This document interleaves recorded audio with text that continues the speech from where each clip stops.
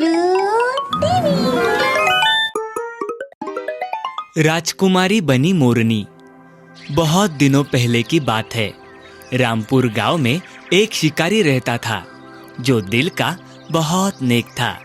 रोज की तरह वो शिकार के लिए अपने घर से निकल जाता है और जंगल पहुंचकर शिकार को तलाश करने लगता है। काफी समय तक उसे कोई शिकार नहीं मिला। वो थक कर एक पेड़ के नीचे बैठकर ये सोचने लगा कि पिछले कुछ दिनों की तरह अगर आज भी कुछ शिकार नहीं मिला तो मैं अपना गुजारा कैसे करूंगा। वो सोच ही रहा था कि उसे कुछ आवाज सुनाई दी। वो आसपास देखने लगा और आवाज की ओर बढ़ने लगा। उसने देखा एक सुंदर रंगीन मोरनी वहां रो रही थी। ये देख शिकारी दंग रह गया। तभी मोरनी ने उसे देखा और बोली, चले जाओ यहाँ से। ये सुन शिकारी आश्चर्य हो गया और कहने लगा, अरे तुम कैसे बोल सकती हो? कभी पंछी को बोलते हुए नहीं देखा मैंने। और तुम रो क्यों रही हो? चले जाओ यहाँ से। मोरनी ने शिकारी से कहा, अरे मैं तुम्हें कुछ नहीं करूंगा। तुम मुझे कुछ बताओगी नहीं तो मैं तुम्हारी मदद कैसे करूंगा? मोरनी बोली, मैं अगर सच बोलूंगी तो भी तुम मेरी बात का यकीन नहीं कर पाओगे शिकारी। अरे क्यों नहीं, एक बार बोलकर तो देखो। तभी मोरनी ने अपनी आंखों में आंसू के साथ बोलते हुए कहा, मैं राजकुमारी नंदिनी हूँ। एक बुरी औरत ने हमारे साथ ही रहकर हमसे चाल करके हमारे परिस्थान राज्य पर कब्जा कर लिया और मेरे पिताजी माँ दोनों को भी गायब कर दिया है। मुझे एक मोरनी बना दिया उसने और अब मैं बहुत दुखी हूँ। पता नहीं मेरे माता पिता कहाँ होंगे, किस हालत में होंगे, इसलिए मैं रो रही थी। अरे ये तो बहुत बुरा हुआ तुम्हारे साथ। क्या तुम मेरे साथ मेरे घर चलोगी? वहाँ तुम सुरक्षित रह सकोगी क्योंकि इस जंगल में काफी जंगली जानवर है। कहीं तुम्हें देख लिया तो तुम नहीं बच पाओगी। नहीं, बिल्कुल नहीं।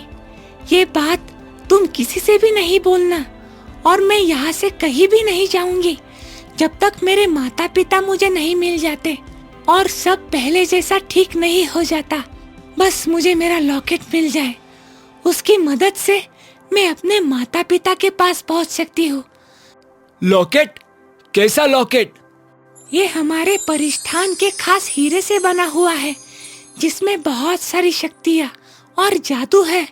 उस वक्त जब मैं पिंजरे में से उड़ने जा रही थी तभी उस बुरी औरत से मैंने वो लॉकेट वापस ले लिया कि तभी उसने मुझे देखा और जोर से मुझसे महल से बाहर फेंक दिया। मैं तो बच गई क्योंकि मैं उड़कर जंगल में छुप गई और पता नहीं मेरा वो लॉकेट कहाँ गिर गया। उसके बिना मैं अपने राज्य को वापस पहले जैसा नहीं कर सकती। वो हमारे परिस्थान की शान है। अच्छा, तो तुम्हें वो लॉकेट चाहिए। मैं तुम्हारी मदद करूंगा, तुम चिंता मत करो राजकुमारी। हमें महल की ओर जाना होगा, शायद वही कहीं मेरा लॉकेट है, पर सिर्फ तुम जा सकते हो अंदर, क्योंकि अगर मैं गई तो वो बुरी औरत मुझे फिर से बंदी बना लेगी। क्या तुम ऐसा करोगे? शिकारी साफ और अच्छे दिल का था। राजकुमारी की ये दशा देख वो बोला, क्यों नहीं, मुझे बहुत खुशी होगी आपकी मदद करके राजकुमारी। मैं आपको आपका राज्य और माता पिता से मिलवा कर ही रहूंगा। ये सुनकर राजकुमारी खुश हो जाती है। दोनों मिलकर महल की ओर जाते हैं और देखते हैं कि बुरी औरत प्रजा को परेशान कर रही थी कि तभी एक आवाज सुनाई दी, ये मेरा राज्य है, मैं हूँ यहाँ की महारानी। जैसा मैं कहूँ वैसा ही करना है तुम सबको। किसी ने मेरी बात नहीं सुनी तो मैं उसे सजा दूंगी। सारी प्रजा ये सुन बहुत परेशान हो जाती है कि तभी वो शिकारी आगे आकर उसे बोलता है, महारानी आप तो बहुत महान हो, क्या मेरे लायक कुछ काम है? तभी बुरी औरत ये बात सुन खुश हो जाती है और उस शिकारी को महल के अंदर आने की इजाजत के साथ वो उसे महल के सफाई का काम दे देती है। महल के अंदर तो आ गया, अब बस मुझे वो लॉकेट मिल जाए। थोड़ी ही दूर मोरनी उसका बाहर इंतजार करती है। उसे पता था कि ये शिकारी उसकी मदद जरूर करेगा। शिकारी उस लॉकेट को ढूंढने में लग जाता है। तभी उसको अजीब सीढ़ियां दिखाई देती है। वो वहां जाता है कि वो बुरी औरत उसे आवाज देती है, अरे वहाँ सफाई की कोई जरूरत नहीं है। ठीक है महारानी जी। और बुरी औरत वहां से बाहर की ओर चली जाती है। उसी समय वो शिकारी वापस उन सीढ़ियों की ओर जाता है। धीरे धीरे वो जैसे नीचे उतरता है, उसे बहुत अंधेरा नजर आया और अचानक से वो जमीन पर गिर गया। तभी उसे एक हाथ उसकी ओर बढ़ता हुआ दिखा। शिकारी डर कर वो हाथ पकड़कर खड़ा हो गया और देखा कि एक बूढ़ा था, उसकी आंखें ही नहीं थी। ये देख शिकारी डर गया। तभी पीछे से एक आवाज आ गई, डरो नहीं तुम, ये तुम्हें कुछ नहीं करेंगे। तभी डर कर शिकारी बोला, आप लोग हो कौन और यहाँ इस हालत में कैसे?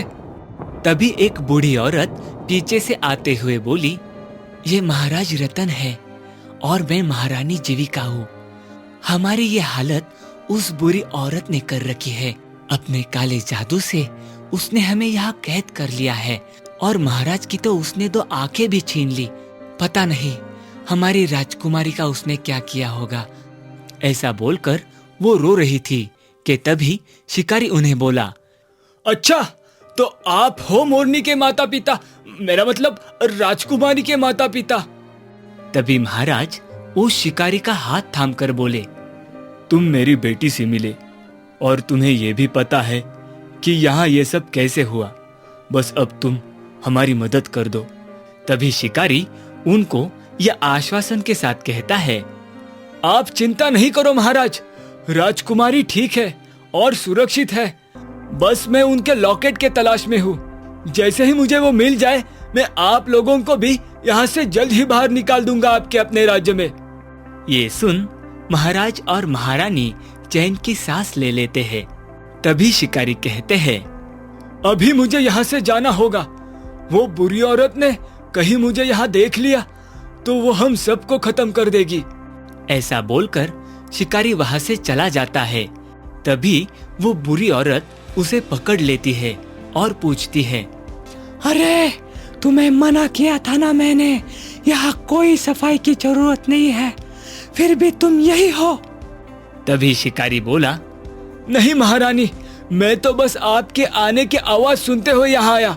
कहीं आपको किसी चीज की जरूरत तो नहीं? नहीं, अभी तुम यहाँ से जाओ, बाकी जगह की सफाई करो। जी महारानी जी। ऐसा बोलकर वो शिकारी वहां से चला जाता है। ऐसे ही रात हो जाती है। तभी मौका देख शिकारी महल के बाहर राजकुमारी के पास पहुंच जाता है और उसे सारी बात बोलता है। बात सुनकर राजकुमारी की आधी चिंता मिट जाती है। तभी वो बोलती है, अब बस वो मेरा लॉकेट मिल जाए। पता नहीं कहाँ गिरा होगा आपका लॉकेट। राजकुमारी इस चिंता में करते हुए तभी राजकुमारी अचानक से बोल पड़ी, शायद जिस वक्त वो बुरी औरत मुझे तहखाने में ले जा रही थी, हो सकता है वही गिरा होगा। तो ठीक है, मैं सफाई के बहाने वहां भी जाकर देख लूंगा। ऐसा कहकर शिकारी वहां से महल में चला जाता है। फिर अगली सुबह जल्दी उठकर शिकारी सफाई के बहाने तहखाने तक पहुंच जाता है, मगर वहां कुछ सिपाही पहरा दे रहे थे। उन्होंने शिकारी को पूछा, तुम्हें अंदर क्यों जाना है? तभी शिकारी जवाब देते हुए बोला, मैं इस महल की सफाई करने वाला हूँ और महारानी ने कहा है यहाँ की सफाई करने के लिए। शिकारी की ये बात सुनकर वो लोग उसको अंदर जाने देते हैं। तहखाने की पूरी सफाई करने के बाद भी उसे वो लॉकेट नहीं मिलता। वो निराश होकर बाहर की तरफ आने लगता है। तभी उसकी नजर वहां रखे एक फूलदान पर पड़ती है, जहाँ से एक हल्की सी चमक आ रही थी। तभी शिकारी उस चमक के पास आता है और देखता है कि राजकुमारी का लॉकेट जो वो ढूंढ रहा था वो उस फूलदान में पड़ा था। तभी शिकारी उस लॉकेट को निकालकर अच्छे से एक कपड़े में लपेटकर अपने पास छुपा कर रख देता है और वहां से निकल जाता है। अब वो रात का इंतजार करने लगा ताकि वो राजकुमारी को यह लॉकेट दे सके। जैसे ही सूरज ढल गया वो महल के बाहर आया और राजकुमारी मोरनी से मिलकर वो लॉकेट दे देता है। वो लॉकेट देखकर राजकुमारी बहुत खुश हो जाती है। उस जादुई लॉकेट से पहले वो खुद इंसानी रूप में आ जाती है और मोरनी से एक सुंदर राजकुमारी बन जाती है और शिकारी का बहुत शुक्रिया अदा करती है और उसे परिवार के पास जाने के लिए कहती है। तभी शिकारी बोलता है, मेरा कोई परिवार ही नहीं है। मेरे माता पिता दोनों भी गुजर चुके हैं और जब तक मैं आपको आपके महल और माता पिता से नहीं मिलवा देता तब तक मैं यहाँ से कहीं नहीं जाऊंगा। राजकुमारी के लाख मना करने के बाद भी शिकारी नहीं मानता। तभी दोनों मिलकर महल की ओर निकल पड़ते हैं। जैसे वो दोनों महल के अंदर आते हैं, बुरी औरत उन्हें देख लेती है और अपने सिपाहियों को आदेश देती है कि इन्हें बंदी बना लो। तभी सारे सिपाही हमला करने के लिए आगे बढ़ते हैं। ये देख राजकुमारी उनकी ओर अपना जादुई लॉकेट करती है और जैसे ही राजकुमारी ने अपना लॉकेट उनकी ओर किया, उसमें से एक रोशनी निकलती है जिससे सारे सिपाही बेहोश हो जाते हैं। ये देख बुरी औरत खुद आगे आती है और अपनी जादुई छड़ी से राजकुमारी पर हमला करती है। उसी वक्त राजकुमारी के लॉकेट से भी एक जादुई रोशनी निकलती है जो उस बुरी औरत पर हावी हो जाती है। तभी कुछ सिपाही शिकारी पर हमला करते हैं। तभी शिकारी अपना बचाव करते हुए उनका डटकर मुकाबला करता है और राजकुमारी बुरी औरत को अपना बंदी बना लेती है। फिर अपने लॉकेट के जादू से महल को पहले जैसा रोशन कर देती है और फिर उस अजीब सीढ़ियों से जाकर अपने माता पिता को उस कैद से बाहर निकाल देती है और अपने पिता की आंखों को जादुई लॉकेट से ठीक कर देती है। फिर वो लोग पहले की तरह हंसी खुशी अपने परिस्थान में रहने लगे। ये सब देखकर शिकारी ने महाराज से कहा, अब तो सब कुछ पहले की तरह ठीक हो गया है। अब मैं अपने घर जाने की इजाजत चाहता हूँ। तभी महाराज उसे रोकते हुए बोले, आप हमारे साथ यही रहो।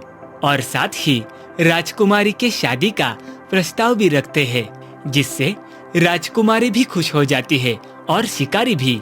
फिर दोनों की बड़ी धूमधाम से शादी होती है और सब खुशी से रहने लगते हैं।